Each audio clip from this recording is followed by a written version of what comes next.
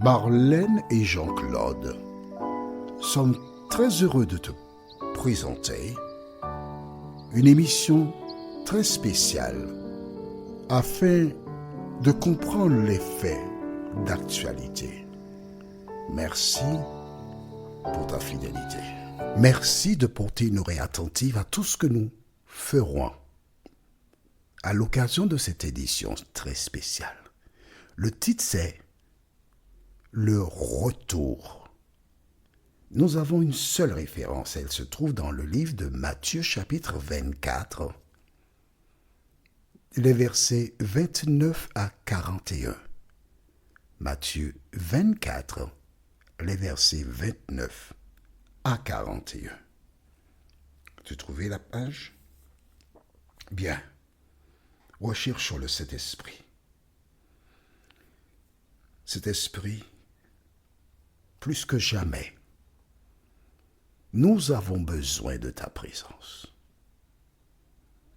Nous avons besoin de ton enseignement. Plus que jamais, nous te demandons de venir nous vider pleinement, totalement, et de nous remplir. Cette grâce, nous te la réclamons, non pas parce que nous en sommes dignes, mais c'est au nom de Jésus et pour ta gloire éternelle. Amen. Aujourd'hui, plusieurs découvriront la vérité sur le retour de Jésus. Et je t'invite à prendre des notes parce que tu vas découvrir des choses que tu n'avais jamais soupçonnées. Mais ne sois pas rebelle, d'accord? Accepte ce qui est écrit là.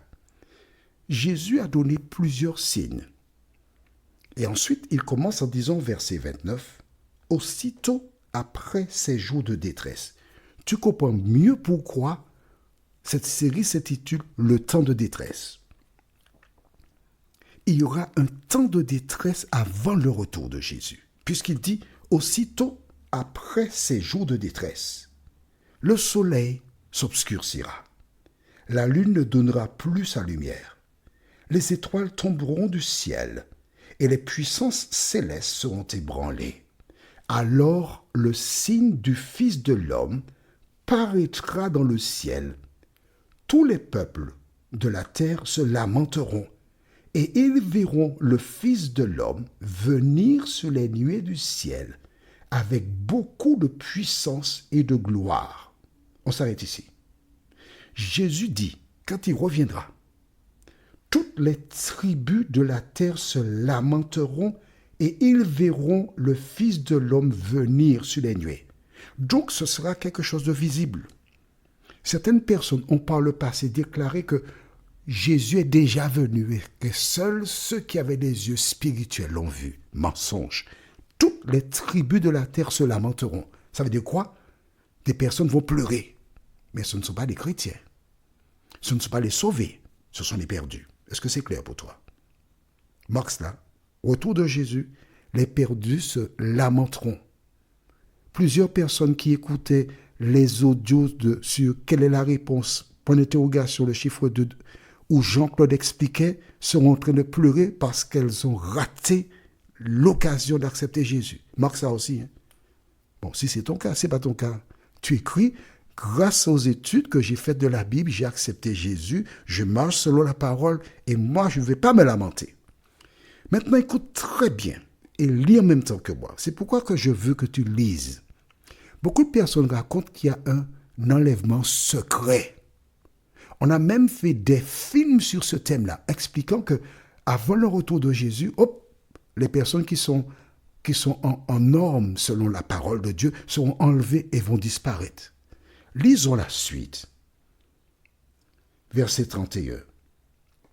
Il enverra ses anges avec la trompette retentissante et ils rassembleront ceux qu'il a choisis des quatre coins du monde d'une extrémité du ciel à l'autre. Ok, on s'arrête ici. Quand Jésus revient, au son de la trompette, la Bible déclare que des anges iront rassembler tous les rachetés. Est-ce que tu as vu cela? Cela veut dire qu'il n'y a personne qui monte avant le retour de Jésus. Est-ce que c'est clair pour toi? Je te répète, si tu as une question, le numéro de téléphone c'est 06 96 ou plus 696 88 93 93. Tu m'envoies un message. Mais la Bible te dit que les anges iront rassembler comme un troupeau. Toutes les personnes qui ont fait la paix avec Jésus seront rassemblées. Et alors, qu'arrivera-t-il ensuite? Nous continuons au verset 32.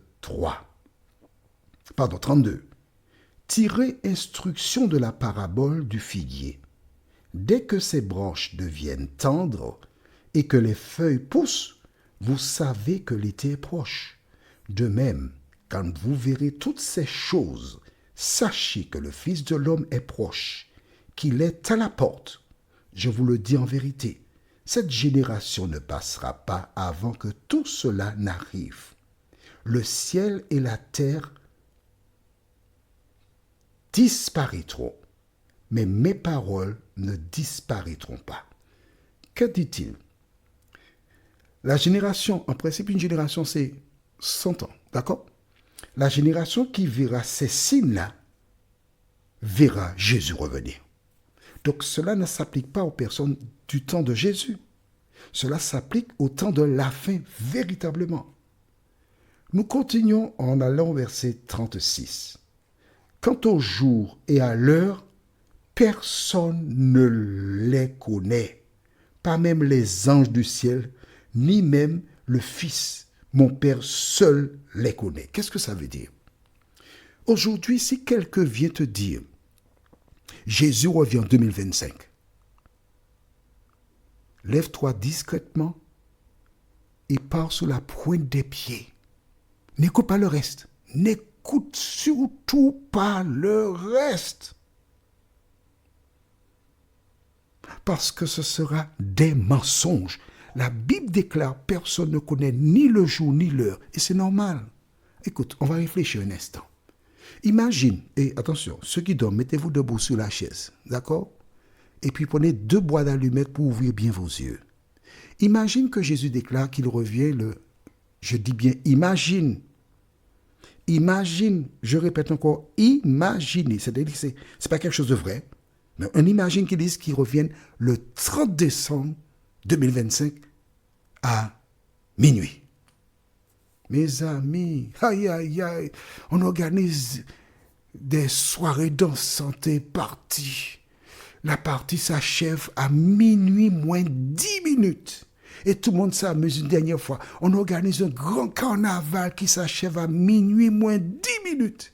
Et puis à minuit moins 10, tout le monde, Seigneur, pardon, Seigneur. Nous avons péché, mais nous reconnaissons que tu es notre sauveur.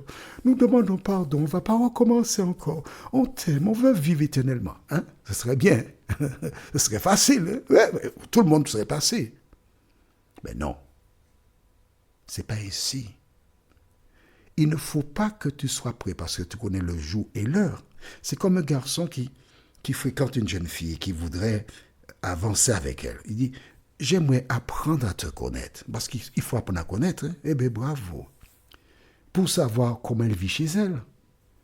Si tu n'apprends pas à la connaître et tu dis, tu sais, tu me plais, je tiens énormément à toi. Tu as compris? Merci, tu sais de qui je parle. Et quand tu as dit, je tiens énormément à toi. Et puis, bon, on finalise, on se marie tranquille. Et puis, une fois marié, moi, je fais une allergie à la poussière. Je fais une allergie aux cafards. Je fais une allergie aux acariens. Je fais une allergie aux maisons sales. Et quand je t'épouse, je découvre que tu es une malpropre. Je suis comment là? Je suis comment? Je suis malade. Je suis malheureux. Pourquoi? Parce que je n'ai pas pris le temps pour connaître qui tu es. Alors je profite pour dire à toutes celles et ceux qui courtisent ou qui veulent courtiser quelqu'un, il faut savoir qui est cette personne, apprendre à la connaître avant de t'engager. Si tu ne fais pas cela, je peux déjà te dire que tu perds ton temps. Donc, Jésus dit, personne ne connaît ni le jour ni l'heure. Quand quelqu'un te parle, Jésus vient à telle date, prends la fuite, agent de Satan. Ensuite, c'est important. Tu vois que je vais un peu vite parce que je veux tout te dire. Au verset 37, ce qui est arrivé à l'époque de Noé arrivera de même au retour du Fils de l'homme. En effet, dans les jours précédant le déluge, les hommes mangeaient et buvaient, se mariaient et mariaient leurs enfants jusqu'au jour où Noé est entré dans l'arche. Ils ne se sont doutés de rien jusqu'à ce que le déluge vienne et les emporte tous. Il en ira de même au retour du Fils de l'homme. C'est bon? Je vais t'expliquer tout ça dans un petit moment, d'accord? Alors, verset 40, ça c'est intéressant. Deux hommes seront dans un champ, l'un sera pris et l'autre laissé. Deux femmes moudront la meule, l'une sera prise et l'autre laissée. Ah, j'ai utilisé une Bible, tu as entendu le choix. Ok, très bien. On s'arrête ici. Concernant Noé, qu'est-ce qui s'est passé? Écoute bien, ouvre bien tes oreilles. Dieu a annoncé 120 ans plus tôt que la fin de toute chair est arrêtée. C'est-à-dire que le jugement a été prononcé 120 ans avant que la pluie commence à tomber. D'accord? Et Dieu a dit, bon, le jugement est terminé. C'est toi, Noé, ton épouse, vos trois fils et leur épouse qui entreront dans l'arche. Tous les autres sont déjà scellés pour être détruits. Quand il est parti, couper le premier arbre, les gens se moquaient. Mais ils étaient déjà condamnés à mort. Quand l'arche fut achevée, ils ont vu des animaux venir sortir de la forêt, par paire, entrer dans l'arche. Mais ça devait les frapper. Mais ils ne pouvaient pas être frappés. Tu sais pourquoi? Parce qu'ils étaient déjà aveugles, condamnés à mort. Au contraire, il y a des pères qui faisaient l'éducation de leurs enfants. Ça c'est un guépard. Ah oui, c'est un guépard. Ça c'est... Merci. Ça, c'est un jaguar. Oh, un jaguar. Des animaux sauvages qui entrent par paire dans l'arche. Ils s'amusent. Le moment venu, la Bible déclare l'Éternel ferma la porte de l'arche. C'est-à-dire que Noé et sa famille sont dedans et de beaux parleurs viennent. Hé Noé, voilà, on fait entrer aussi, on peut entrer. Et les gens ils rigolent, ils s'amusent. Mais tandis qu'ils étaient à l'intérieur, ils ont entendu donc la grosse porte sans l'aide d'aucune mer commençait à se fermer. Et là, la femme de Noé, ses fils et les belles-filles, lorsqu'elles ont vu ce phénomène, elles ont commencé plus que jamais à croire qu'effectivement Dieu avait parlé à papa et à notre beau-père. Et lorsque la porte s'est fermée, le bois s'est placé derrière. Et chaque jour, les gens venaient s'amuser, rigoler. 1 jour, 2 jours, 3 jours, 4 jours, 5 jours. Chaque jour décembre, s'amuser, c'est la fête.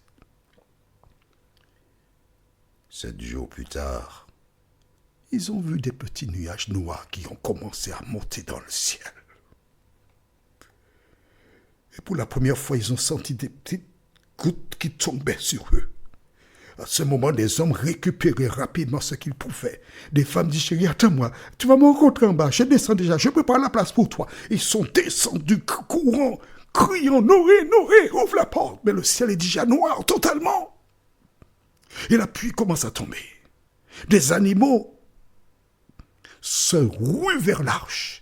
Des hommes se battent avec des animaux pour essayer d'entrer dans l'arche. Ils sont en train de crier, Noé, c'est moi ton voisin. Mais oui, quand tu n'avais pas de sel, c'est moi qui t'ai donné le sel. Noé, ouvre la porte pour moi, Noé. Je ne veux pas mourir, Noé. Sauve-moi, Noé. Mais pendant qu'ils étaient en train de pleurer à l'extérieur, Noé pleurait à l'intérieur. En entendant ces cris déchirants. Note que 120 ans plus tôt, ils étaient déjà condamnés à mort. 8 jours plus tard, le déluge vint. Mon ami, qui que tu sois, prends le temps pour lire la Bible. Et quand il est dit que l'un sera pris, l'autre sera laissé, ça veut dire quoi? Que dans un couple, sur un même lit, il y a une personne qui a un rapport profond avec l'Éternel. sincère, et l'autre est dans la mondanité. À ce moment, lors du jugement, ces personnes seront donc, tu penses bien, que celui qui est proche de Dieu sera sauvé, et celle qui n'a pas fait l'effort sera perdue. Mais il n'y a pas d'enlèvement secret. On va voir ça encore prochainement. Marque ça déjà sur le cahier. Pas d'enlèvement secret. Prions. Notre Seigneur et notre Dieu, merci pour la parole. Merci pour la vérité. Merci de nous rappeler que tu n'as pas changé. Et tu nous annonces que c'est comme du temps de Noé. De nous aider à lire la Bible, à la mettre en pratique, à vivre, Seigneur, selon ta parole, nous t'en prions. Au nom de Jésus et pour ta gloire éternelle. Amen. Que l'Éternel continue de te bénir et te garder. Et il me tarde de te retrouver. Nous sommes parvenus au terme de notre réflexion. Si d'aventure tu as une question, il te suffit d'envoyer un message par le biais de WhatsApp au numéro suivant, plus 596 696 88 93 93. Et alors Jean-Claude, moi, je me ferai un réel plaisir de répondre à ta question.